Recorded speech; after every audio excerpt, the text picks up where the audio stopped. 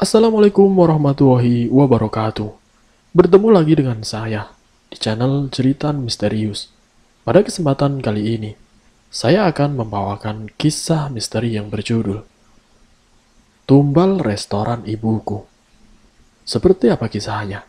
Namun sebelum kita masuk ke dalam ceritanya, nama dan tempatnya disamarkan semua. Dan tak perlu kita berlama-lama lagi. Langsung saja, mari kita simak ceritanya.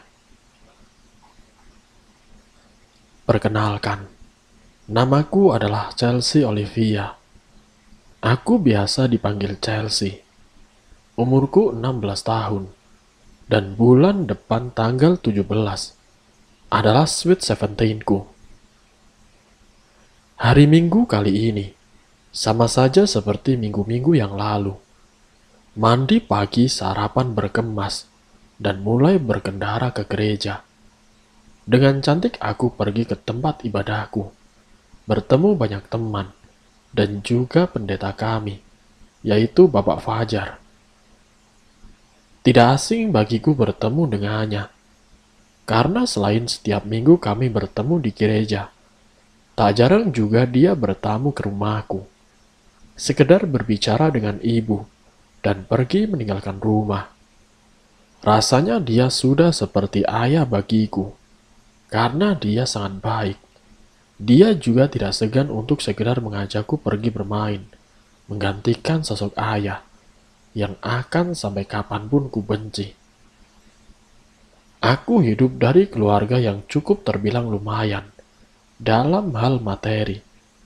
Semenjak kepergian ayah, ibuku bekerja sangat keras demi menghidupiku. Hingga akhirnya, ibu dapat membangun sebuah restoran yang cukup besar di daerah Pondok Indah Mall. Tidak hanya satu, tapi ibu memiliki sampai 4 restoran mewah. Dengan kehidupanku, sejauh ini biasa saja. Hanya saja memang banyak teman yang datang sekedar meminjam uang atau sejenisnya. Namun tidak masalah bagiku. Selagi itu membantu, aku cukup senang. Hari Minggu seperti biasanya, aku pergi ke gereja sendirian, dan ibu yang tetap bekerja di resto. Semenjak memiliki restoran, ibuku sangat sibuk, hingga lupa pada Tuhannya. Tapi tidak masalah bagiku. Mungkin dia melakukan ibadah tanpa sepengetahuanku. Hari itu setelah pulang dari gereja, aku bertemu dengan salah satu temanku waktu SMP. Namanya Anira, gadis muslimah yang cantik, pintar dan mudah membaur. Dia cukup dekat denganku sewaktu SMP. Karena jarak bangku kami yang hanya bersebelahan, sering membuatku berbicara dan menyontek dengannya. Chelsea, apa kabar? Kamu makin cantik saja. Tanya Anira memulai percakapan. Kabarku baik. Gimana dengan kabarmu? Ah, cantik juga kamu. Memang paling keren kalau cewek pakai jilbab hitam, pakai baju putih, celana jeans, apalagi pakai kacamata. Juara. Jawabku memuji Anira. Kamu bisa aja, Sel. Oh ya, kamu habis ibadah. Sudah selesai belum? Temenin aku yuk. Aku mau beli bahan-bahan buat kue ibuku.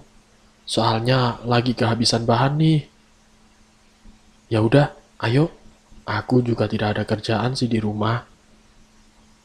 Berangkatlah kami berdua ke toko yang dimaksud Anira. Tidak terlalu jauh.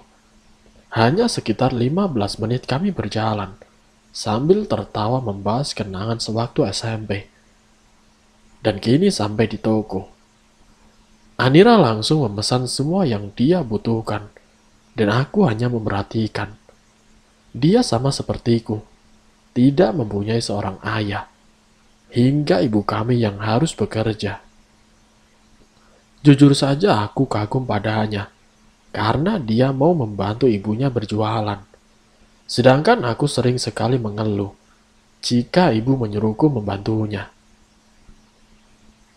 Chelsea, eh, kamu ada uang 40.000 nggak? Ternyata uangku kurang nih. Oh, ada kok, ada. Tapi uangku 100 ribuan, Ra. Kamu pakai saja dulu. Nanti gampang lah. Uang kamu gede banget. Nanti aku coba tanya kembaliannya ya. Ucapnya seraya meninggalkanku.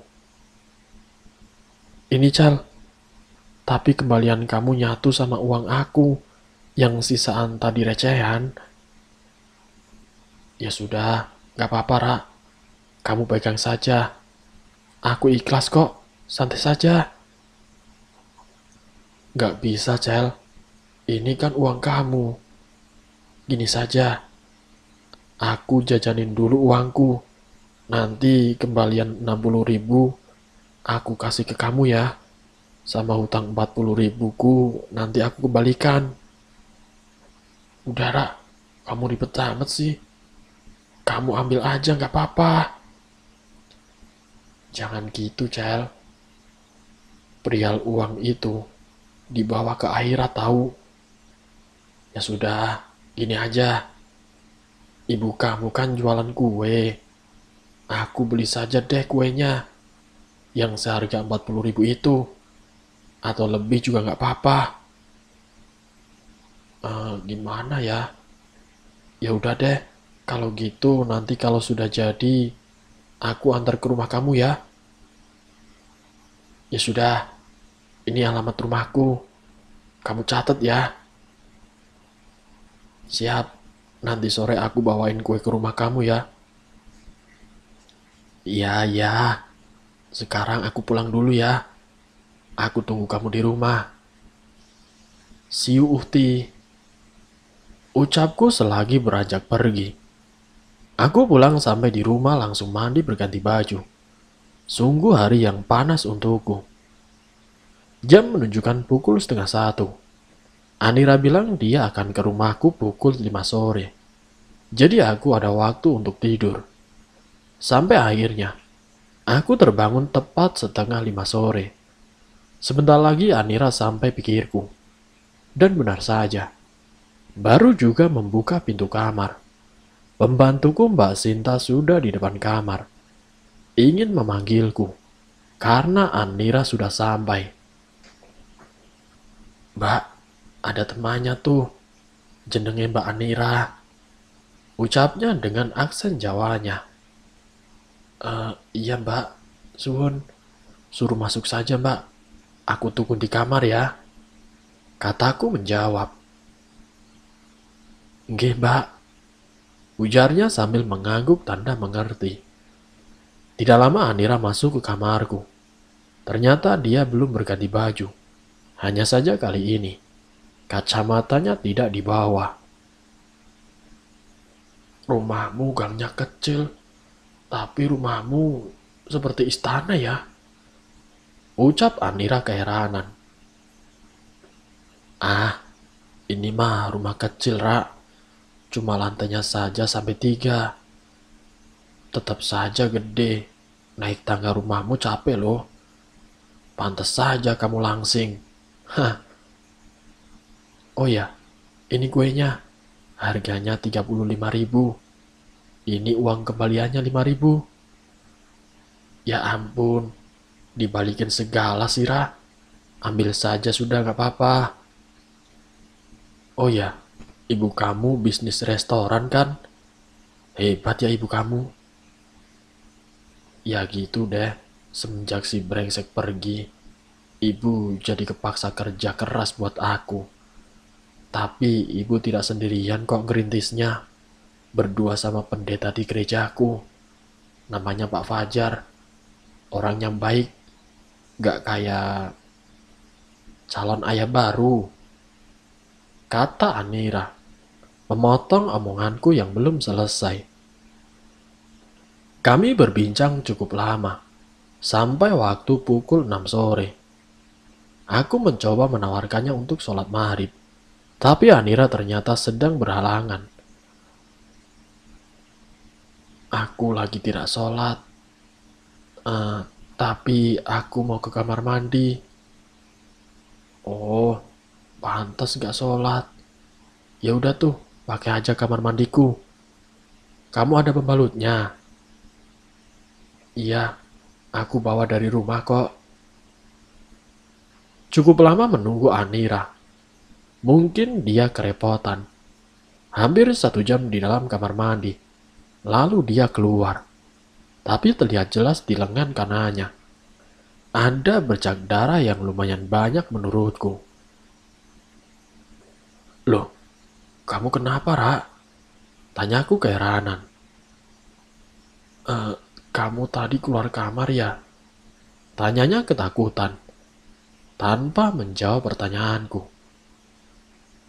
Anira hanya memandangku, menunggu jawaban. Enggak. Aku dari tadi di sini baca novel. Memangnya kamu kenapa?" "Di dalam kamar mandi, aku..." Belum selesai dia menjawab. Tiba-tiba ibuku masuk ke kamar. Dan Anira yang baru melihat ibuku langsung beranjak ke belakangku dan menutupi wajahnya. "Ra, Ra, kamu kenapa? Itu ibuku, Ra. Kamu gak salaman." Ibu kamu, kenapa ibu kamu bawa-bawa dia?" Tanyanya aneh dan erat memeluk pinggulku. "Teman kamu kenapa, sayang? Dia ketakutan?" Tanya ibuku. "Iya," teriak Anira dengan keras. Ra, kita pulang yuk. Aku antar kamu. Ayo, kuatkan dirimu, Ra." Kataku menenangkan Anira. Lalu kami berdua turun dari kamarku. Di lantai 2 ke garasi mobilku di bawah. Selama itu Anira tidak berani memalingkan wajahnya ke arah setiap sudut rumahku. Aneh rasanya, karena selama ini temanku yang lain biasa saja saat bermain ke rumahku. Tapi kasus Anira, kenapa dia jadi begini? Sekarang kami di dalam mobil, dan kuhidupkan mobilku, menginjak gas dan kami pergi dari rumah. Di perjalanan Anira masih gemetaran, mungkin masih panik pikirku. Dan baru saja ingin aku memulai pembicaraan. Tiba-tiba Anira bicara. Chelsea, sebenarnya di rumah kamu ada apa? Baru aku sekali main ke rumahmu. Kok sudah begini?" Katanya dengan datar. Maksud kamu apa, Ra? Sepertinya tidak ada apa-apa deh. Temanku juga sering main tapi tidak kenapa-kenapa kok. Oh iya, kamu belum cerita waktu di kamar mandi. Kamu kenapa? Tanyaku penasaran. Di kamar mandi kamu, waktu aku mau cuci pembalut, tiba-tiba saja di wastafel kamu ada rambut panjang sekali. Aku takut, Chelsea. Terus di bathtub kamu, tiba-tiba saja ada laki-laki yang badannya gede, sedang melihatin aku. Aku berteriak sekuat tenaga, tapi kamu tidak dengar. Aku coba membuka pintu, tapi aku takut dengan rambut panjang di wastafel sebelah pintu kamar mandi. Aku jatuh, aku nangis, aku takut, Chelsea. Ini sangat aneh menurutku, karena 16 tahun aku di rumah itu. Tidak pernah ada kejadian yang aneh seperti ini. Tapi Anira yang bahkan belum sehari main, sudah merasakan hal yang aneh. Aku mencoba menenangkan Anira. Ku kasih dia minuman. Ku coba merangkul dia, sambil aku menyetir. Sampai akhirnya, kita telah sampai di rumah Anira. Dia langsung masuk ke rumahnya. Aku yang kebingungan harus apa. Tiba-tiba saja ditanya oleh ibunya. "Anira kenapa, nak?" tanya ibu Anira. Ku coba ceritakan apa yang Anira katakan. Ibunya hanya tersenyum tipis saat aku selesai menceritakannya. "Oh, gak apa-apa. Sekarang kamu mau pulang apa nginep? Anira sudah aman sama ibu. Tidak usah kamu pikirin lagi." "Kalau begitu, aku pulang saja deh, Bu. Sudah malam juga." "Ya sudah, hati-hati ya, nak." "Iya, Bu. Permisi." Aku pulang ke rumah dan langsung menuju kamar untuk mengecek kamar mandiku. Namun ternyata tidak ada apa-apa seperti yang Anira katakan. "Anak ibu sudah pulang. Sudah di kamar saja. Teman kamu gimana? Tidak kenapa-kenapa kan?" tanya ibuku. "Tidak apa-apa. Tapi kenapa dia takut sama ibu ya? Mungkin namanya juga lagi dapet. Mungkin dia lagi halusinasi." Iya sih. Ya sudah, aku mau tidur ya, Ma." Malam itu sekedar menutup mata saja. Rasanya sangat sulit. Sementara jam sudah menunjukkan pukul 1 dini hari. Kejadian yang dialami Anira terus membayang di pikiranku. Penasaran aku pun mencoba melihat isi kamar mandiku. Dan tidak pernah ada hal-hal yang aneh. "Sayang, kamu tidak bisa tidur." Itu suara ibuku dari luar kamar. Karena aku yang memang tidak ingin menjawab, kuhiraukan saja perkataan ibuku. Kini jam menunjukkan pukul 2 pagi, dan aku masih belum bisa tidur. Namun tiba-tiba saja, terdengar suara pria dari arah kamar mandi yang tengah tertawa. Dia seolah mendengar komedi yang sangat lucu. Aku mencoba memberanikan diri dan membuka kamar mandiku. Dan benar saja, terjawab sudah pertanyaanku. Pria itu berbadan besar, dengan rambut yang panjang sekali, dan mata yang berwarna hijau. Tangannya sangat panjang, sampai menyentuh lantai kamar mandiku. Aku jelas saja sangat ketakutan, dan langsung berlari keluar kamar. Dan saat aku membuka pintunya, tiba-tiba ibu ada di depan kamar, yang langsung memelukku, dan lalu berkata, "Semua baik-baik saja sayang. Kamu tidur sama ibu ya. Sudah, biarkan saja," kata ibuku menenangkan. Selama 2 minggu aku selalu tidur bersama ibuku. Hingga pada hari ke-15, kuberanikan lagi tidur di kamarku. Dan di hari ke-15 juga, Anira menelponku. "Halo Chelsea," ucapnya membuka obrolan. "Iya, halo juga Ra. Tumben kamu nelpon. Ada apa Ra?" Chelsea, aku mau ngomong sama kamu. Tapi please dengerin ya. Dan jangan marah padaku," katanya dengan tegas.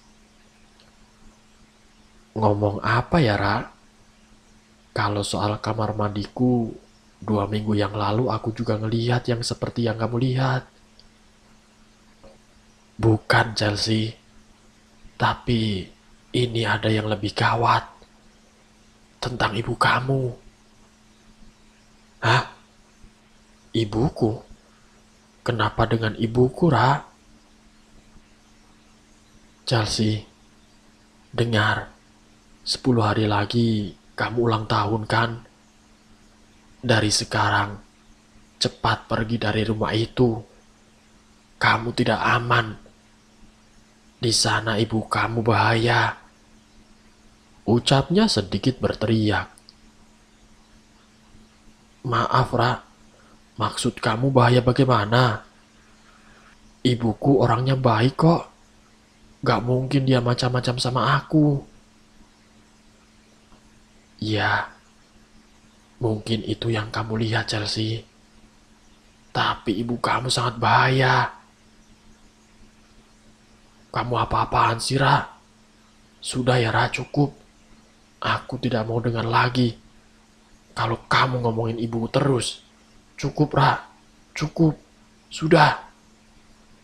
Aku berteriak, sembari mematikan handphoneku. Apa-apaan sih dia? Ngomongin orang seenaknya saja. Mana yang diomongin ibuku lagi? Sudah gila tuh orang. Gumamku dalam hati. Sudah sayang, biarkan saja teman kamu. Mungkin lagi stres. Ujar ibuku yang tiba-tiba saja ada di belakangku. Karena memang posisiku yang membelakangi pintu kamar. Dan mungkin dia mendengar obrolanku dengan Anira. Loh, ibu nggak kerja? Tanyaku keheranan. Sebab ini hari Selasa. Dan ibu selalu pulang dari restoran pukul 6 sore. Kecuali hari Jumat. Dia selalu ada di rumah. Iya sayang, ibu lagi kurang enak badan. Jadi ibu pulang saja. Kamu sudah makan? Ayo kita makan. Kamu pengennya makan apa sayang? Tidak abu. Aku mau tidur siang saja. Oh ya, jangan lupa ya sayang. Nanti Sweet Seventeen-nya bawa pacar ya. Ibu meledekku dan lalu beranjak pergi. Aku mencoba tidur siang. Tapi saat itu, suasana sangat gerah. Kututup tirai pintu, hingga kamarku menjadi gelap.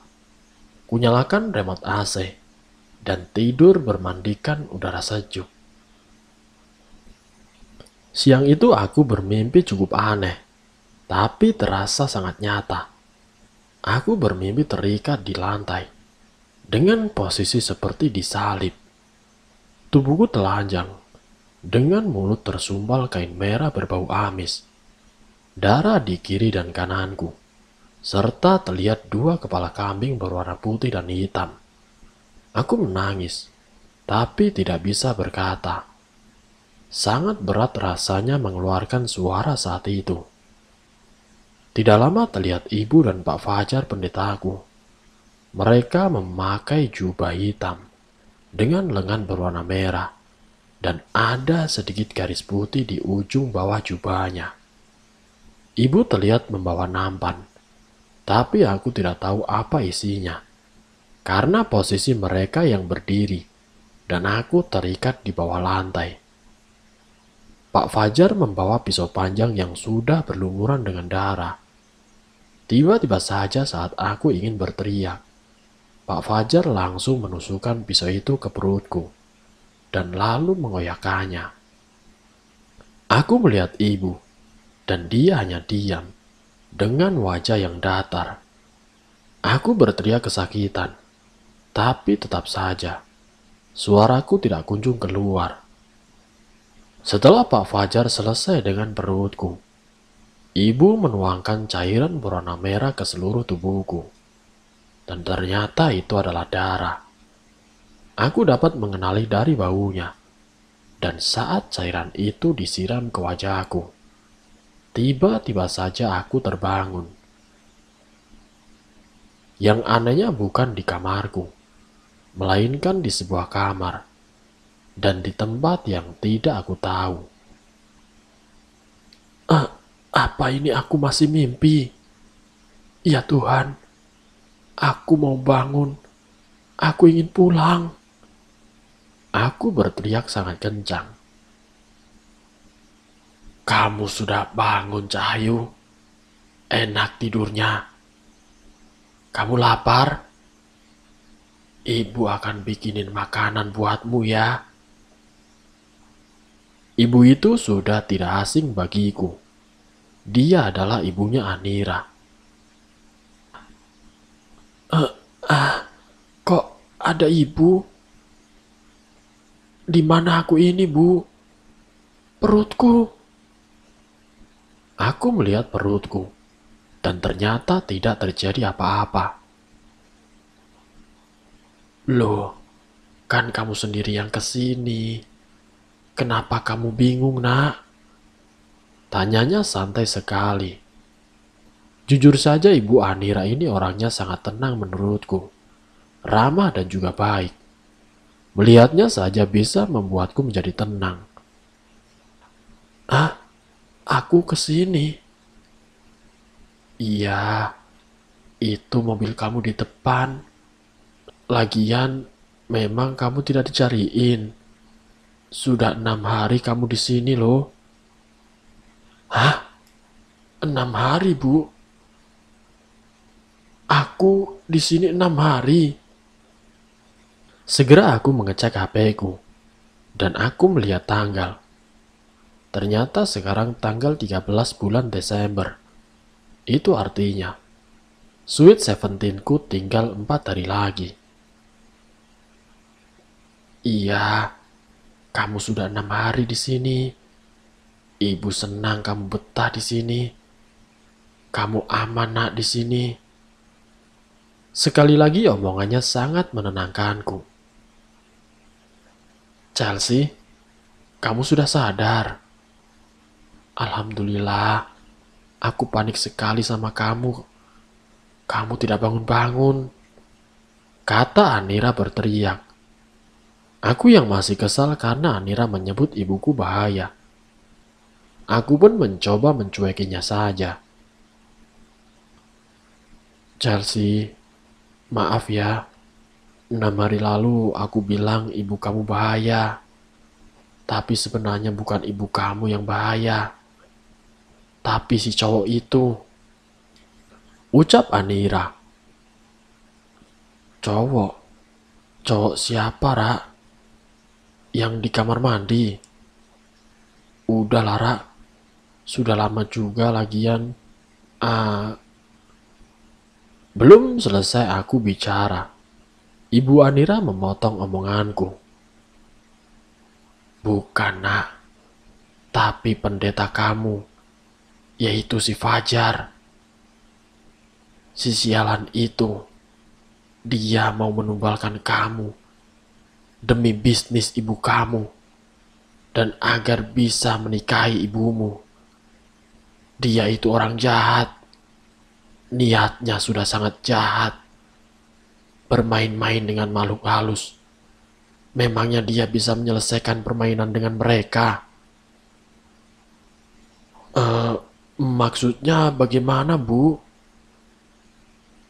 Si Fajar, dia memang membantu ibumu membuka restoran. Tapi caranya yang salah. Dia bersekutu dengan setan demi memudahkan urusannya. Tapi dengan hal yang salah. Dia menjual kamu kepada setan-setan sialan itu saat kamu berumur 17 tahun. Itu sebabnya kamu selalu mendapatkan apa yang kamu inginkan. Dan bahayanya, ibu kamu juga bermain-main dengan mereka. Tapi yang ibu lihat sejauh ini, ibu kamu belum tahu kalau pengorbanan ini harus menggunakan nyawa kamu. Penjelasannya membuatku menjadi tenang dan seperti terhipnotis. Aku justru langsung paham apa yang dia maksud. Jadi aku harus bagaimana, Bu? Tanyaku penasaran. Kamu cukup di sini saja sampai ulang tahun kamu lewat 3 hari. Setelah itu, perjanjian mereka dengan ibu dan pendeta kamu akan batal. Tentu saja akan ada konsekuensinya terhadap mereka berdua. Apa konsekuensinya, Bu? Aku gemetaran. Saya tidak tahu, tapi nanti pasti ada. Ibu bicara seperti ini, dasarnya apa, Bu? Apa mengada-ngada atau ada buktinya? Tentu saja ada, Nak. Fajar itu dulu murid ayah Anira. Hanya saja jalan yang dia ambil benar-benar melenceng dan jauh dari ajaran yang diajarkan oleh ayah Anira. Apa kamu tidak penasaran? Kenapa setiap kamu mendapat gangguan di rumah, ibu kamu selalu ada di depan pintu untuk kamu? Seperti ditembak peluru, aku juga baru tersadar. Kenapa setiap aku mendapat gangguan gaib, ibu selalu ada di depan pintuku? Apakah dia tidur di depan pintu? Atau memang dia sudah tahu kalau aku akan diganggu? Jujur aku gemetar takut jika terjadi sesuatu pada aku. Jika terjadi sesuatu yang sangat berbahaya terhadap ibuku, aku berjanji tidak akan membantunya. Karena setelah mendengar perkataan Ibu Anira, aku jadi berpikir bahwa ternyata ibuku lebih brengsek ketimbang ayahku yang hanya bermain pelacur, tapi tidak sampai menjual anaknya kepada setan-setan itu. Fajar, sudah pasti dia akan kubenci. Mendengar namanya saja, sudah membuatku hampir ingin membunuhnya. 9 hari aku berada di sini. Itu artinya, besok adalah penyerahanku dan juga ulang tahunku. Tiba-tiba saja ibuku menelponku, menyuruhku untuk pulang. Karena minggu kemarin aku sudah melewatkan ibadah di gereja, dan si Fajar menanyakan keberadaanku. Aku lagi di rumah teman, Bu. Aku lagi demam tinggi. Sepertinya aku tidak bisa bawa mobil untuk pulang. Kataku berbohong. Oh, begitu. Rumah teman kamu si Anira itu kan? Ya sudah, ibu ke situ ya. Tunggu ibu ya sayang. Padahal aku hanya bilang di rumah teman, tanpa menyebut nama ataupun alamat. Ternyata omongan ibu Anira itu benar soal ibuku. Bu, gimana ini bu? Ibuku sudah jalan ke sini. Aku tidak mau diserahkan kepada setan-setan itu, Bu. Kataku dengan panik. Sudah, tidak apa-apa. Ibu kamu memang bisa ke sini, tapi tidak bisa masuk ke sini. Kamu tenang saja. Dan tidak lama kemudian, ibuku telah sampai. Aneh sekali. Padahal aku tidak menyebut nama dan alamat rumahnya. Di sini ibuku ternyata datang bersama si Fajar. Mereka di luar rumah, tidak bergerak menuju masuk ke dalam rumah. Ibu Anira bilang kalau jika mereka berani bergerak selangkah saja, maka mereka berdua akan mati. Tentu saja aku bingung harus apa. Di sisi lain aku tidak mau ikut dengan mereka. Tapi di lubuk hatiku, aku juga tidak mau kalau ibuku kenapa-kenapa. Meskipun aku berjanji tidak akan membantu ibuku lagi. Chelsea, kalau kamu gak keluar, ibu akan masuk ke dalam. Ujar ibuku dengan suara lantang. Ra, ibu, aku harus bagaimana? Ucapku sambil menangis. Ra, kamu ikut sama teman kamu. Nanti ibu akan menyusul. Kalian gandengan terus ya. Jangan sampai lepas. Ucap Ibu Anira, memberi perintah, dan menyuruh kami keluar. Chelsea, kamu masih demam. Ucap Fajar yang aku hiraukan. Sudah pak, biarin dulu. Dia lagi demam. Kamu mau ikut? Tanya ibuku kepada Anira. Iya, jawab Anira yang cuek. Kami berempat pun masuk ke mobil. Selama perjalanan, ibuku menanyakan mau hadiah apa untuk aku besok. Namun aku hanya menangis, tidak menjawab pertanyaan ibuku. Senyuman si Fajar yang seram, seolah sudah siap melakukan seperti yang dimimpiku waktu lalu. Dan setelah kami sampai di rumah, baru saja membuka pintu mobil, Anira dia ditarik keluar oleh Mbak Lisa, sehingga gandengan kami terlepas. Aku yang kaget mencoba menarik Anira kembali, tapi tangan Fajar menahanku dan menggenggam keras tanganku. Anira dibawa entah kemana oleh Mbak Lisa dan juga ibuku. Sedangkan Fajar mencoba menarikku keluar mobil. Aku yang sudah tahu akan berakhir seperti apa. Aku mencoba melawannya dengan menggigit tangannya. Tapi tangan Fajar berubah berbulu lebat. Wajahnya berubah dan matanya berubah menjadi hijau. Persis sekali seperti yang aku lihat di kamar mandi. Jadi apakah selama ini aku sudah dibuntuti? Semua kegiatanku termonitor oleh Fajar. Apa itu sebabnya ibu selalu ada saat aku mendapat gangguan supranatural? Sial, ini semua hanya menjadi teka-teki bagiku. Aku ditarik ke sebuah ruangan yang aneh di dalam rumahku. Kepala kambing ada di sana, persis seperti di mimpiku. Ruangan ini, tempat ini, ya, ini sangat mirip di mimpiku. Aku menangis sejadi-jadinya. Entah air mataku sudah habis atau tidak, tapi aku menangis terus. Fajar menggunting pakaianku.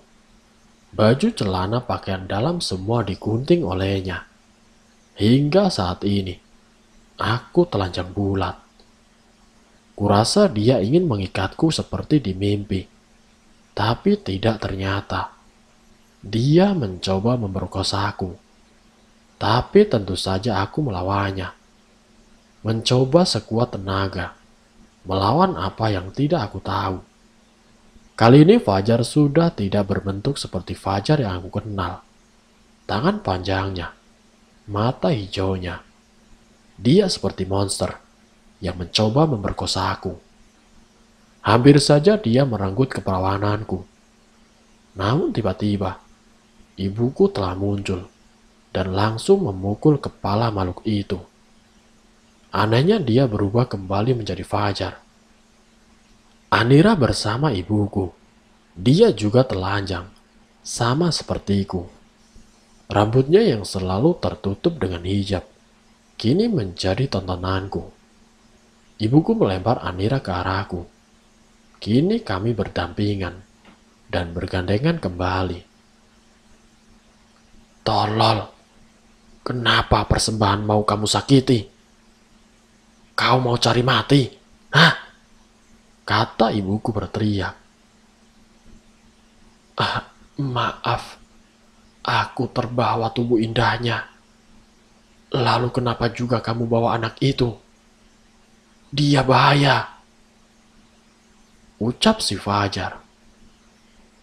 Tidak apa-apa, dua gadis perawan. Sepertinya makin bagus. Dia tidak bahaya, tapi ibunya yang harus kita waspadai. Iya, dia harus kita waspadai. Jangan sampai dia masuk ke sini. Pembantu kamu sudah jaga di depan pagar kan? Sudah, semua aman. Tapi kita tidak tahu nanti bagaimana. Ujar ibuku masih ketakutan. Kenapa ibu kejam? Aku adalah anak kandung ibu. Tapi kenapa aku akan dijadikan tumbal, Bu? Kataku sambil menangis. Sudah, kamu diam saja. Kamu hidup juga tidak ada guna. Lagian lebih banyak Fajar yang membantu ibu. daripada kamu. Jadi wajar saja kalau ibu akan menjadikan kamu sebagai tumbal, kata ibuku. Dan Fajar berubah lagi menjadi makhluk seram. Tapi kali ini, ukurannya lebih tinggi dan juga lebih besar. Dengan ukuran seperti itu, tentu saja tidak mudah bagiku untuk melawannya. Tapi si Fajar sama sekali tidak bisa memegang kami berdua. Cih, si nenek kurang ajar masang mantra. Cepat panggil tukang kebun kamu. Suruh dia ke sini, kata Fajar kepada ibuku. Tidak lama tukang kebunku, yaitu Pak Jajang, datang dan heran. Loh, Bu, ini kok Mbak Chelsea sama Sopo iki? Telanjang, tangan... Belum selesai Pak Jajang bicara, Fajar dengan wujud manusianya menyuruh Pak Jajang untuk melepas gandengan kami. Jangan Pak De sayang aku kan. Jangan coba lepaskan dengan kami Pak De.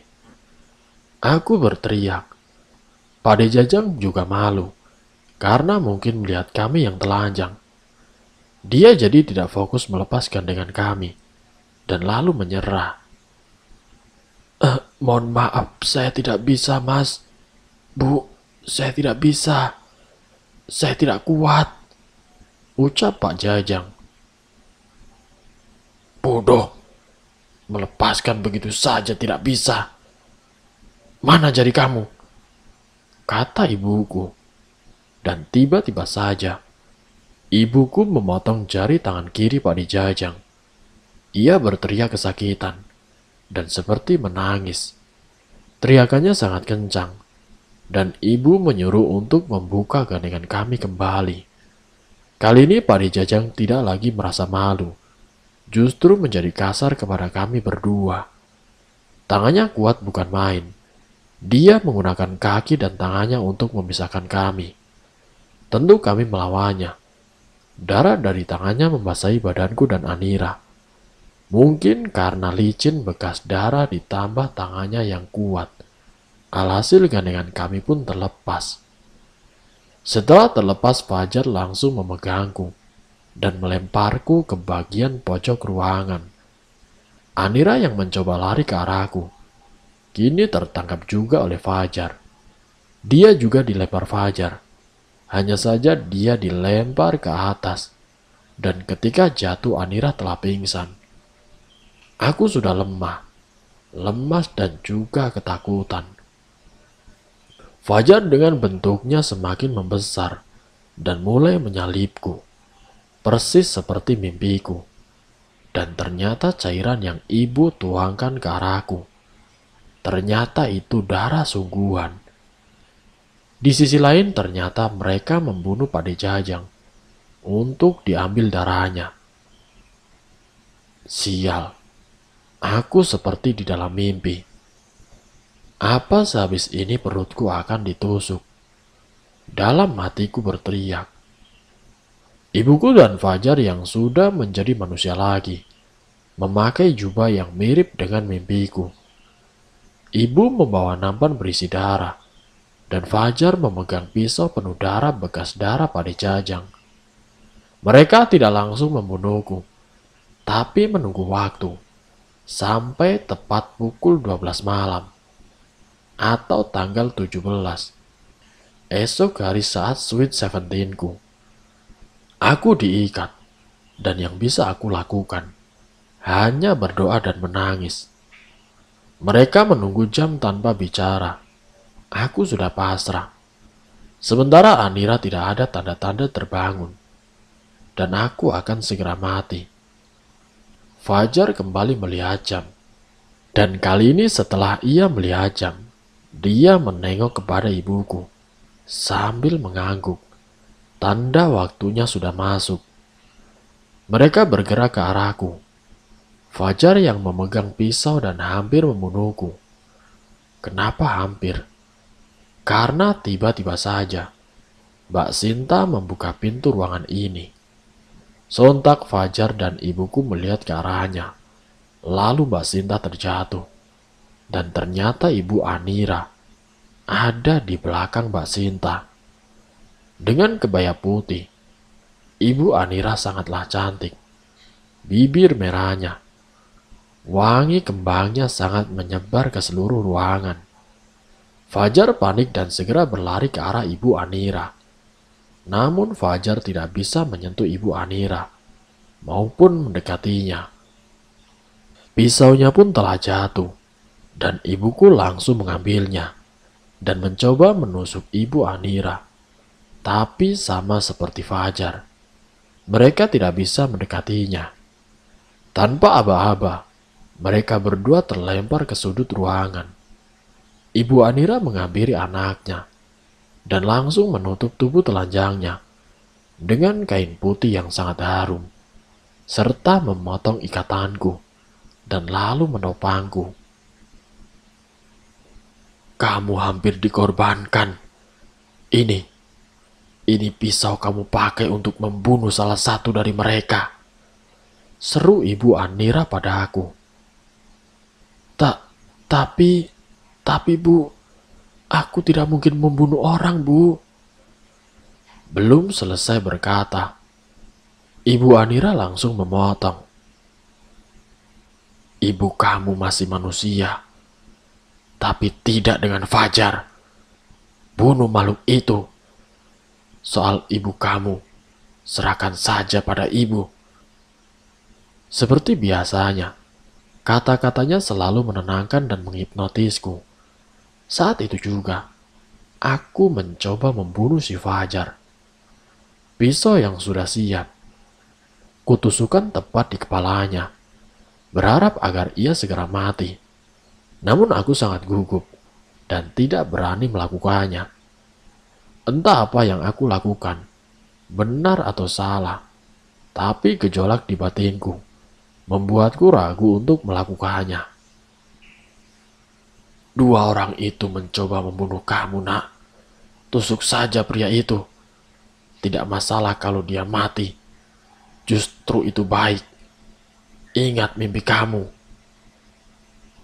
Kata-kata itu langsung menyadarkanku. Mengingat Fajar yang menusukku tanpa ampun dan merobek perutku. Tiba-tiba saja rasa ingin membunuhnya semakin menjadi-jadi. Tanpa banyak bicara, aku pun melayangkan pisau itu ke kepala Fajar. Beberapa kali kepala itu kutusuk dan aku cabut-cabut sampai kepala itu mengeluarkan darah yang sangat banyak dan baunya sangat busuk, membuatku hampir muntah. Tapi bau harum Ibu Anira menetralkan baunya. Aneh sekali, tapi benar-benar terjadi. Namun tiba-tiba saja, Fajar berubah menjadi makhluk menyeramkan, dibalut jubah hitam. Ibu Anira yang melihat itu langsung mengangkat mayat Fajar keluar. Dan tidak lama setelah itu, aku melihat cahaya seperti api dari pintu ruangan yang terbuka. Lalu Ibu Anira masuk kembali, membawakanku baju dan celana. Pakai dulu bajunya, suruh Ibu Anira. Ibu turut berduka, ucapnya kemudian. Ah, maksudnya gimana, Bu? Tanyaku kebingungan. Sekarang kamu kehilangan dua orang ini, ibu kamu dan juga anak saya Anira. Ucapnya dengan tenang, padahal dia kehilangan anak semata wayangnya. Anira meninggal. Ku coba melihat Anira yang tertutup dengan kain putih itu. Sudah, jangan dibuka. Itu kain kafan, biarkan saja urusan ibu. Aku hanya mengiyakan, karena Anira sudah berkorban untukku. Tapi meninggal dengan cara yang seperti itu. Dengarkan ibu. Setelah ini, seluruh restoran ibumu pasti akan bangkrut karena perjanjian dengan setan yang gagal. Mereka akan mengambil lagi apa yang telah mereka kasih. Kamu jangan khawatir. Kamu bisa tinggal sama ibu. Masalah pemakaman ibumu nanti biar diurus seperti biasanya. Biar tidak mencurigakan dan menjadi bahan omongan. Apa kamu paham, nak? Iya, Bu. Saya paham. Jawabku mengangguk. Setelah itu ibuku dimakamkan seperti biasa. Pak D Jajang juga sama. Dan tidak lama setelah itu, seminggu kemudian, benar saja, usaha resto ibuku telah bangkrut karena terjadi kebakaran. Ditipu investor, sepi pengunjung. Yang tersisa kini hanya aku, ibunya Anira. Yang baru aku tahu, namanya adalah Busri. Kami berdua hidup di rumahnya, dan kami bahagia. Sampai sekarang di usia 25 tahunku. Dan cerita pun selesai. Semoga dari kisah ini, kita dapat mengambil hikmah dan juga pelajarannya. Wassalamualaikum warahmatullahi wabarakatuh.